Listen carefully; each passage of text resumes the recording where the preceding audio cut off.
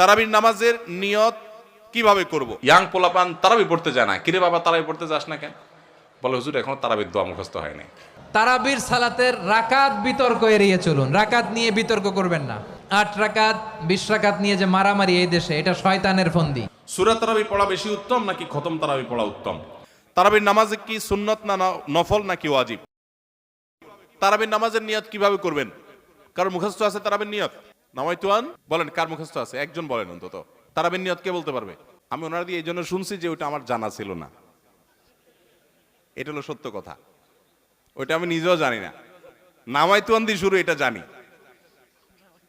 কিন্তু বাকি শেষেরটা আমি জানি না। এই জন্য আমি চাইছি একটু শুনতে আর কি। আমি জানি না এই জন্য যে কোরআন হাদিসে কোথাও পাই নাই। এখন ভাইরা কেউ পাইলে তো ভিন্ন কথা, আমি কোথাও পাই নাই। এই নিয়ত মুখে এরকম গদবাদা উচ্চারণ করা, হ্যাঁ এটা পাইছি আমরা ছোটবেলা বোগদাদি কায়দায়।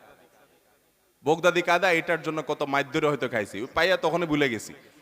এটা পরবর্তীতে কোরআন হাদিসে যেহেতু পাই নাই, এই জন্য আর আমরা ওটা মুখস্থ করি নাই। ভাইরা আমার, নামাজের জন্য এরকম নামাইতুয়ান, এরকম গদবাদা যে দোয়া আমরা শিখেছি, এগুলোর কোনোটি কোরআন বা সুন্নাহর কোথাও আমরা নিয়ত করব মন থেকে যে আমি তারাবির নামাজ পড়ছি, বাস এটা আমার ইন্টেনশন আছে, নিয়ত আছে, মনে আছে, এটাই যথেষ্ট। মুখে উচ্চারণ করা জরুরি না, এবং মুখে উচ্চারণ করা এটা সুন্নাও না।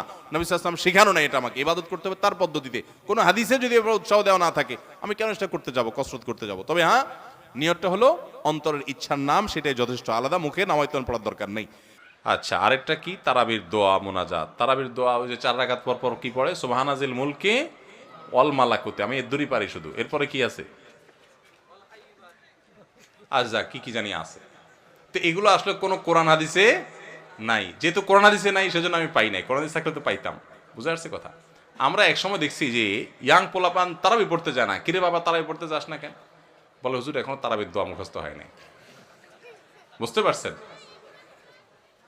তো তারাবির নামাজের জন্য 4 রাকাত পর পর দোয়া পড়া, এটা তারাবির সাথে এর কোনো সম্পর্ক নাই। দোয়া পড়ার কোনো প্রয়োজন নাই।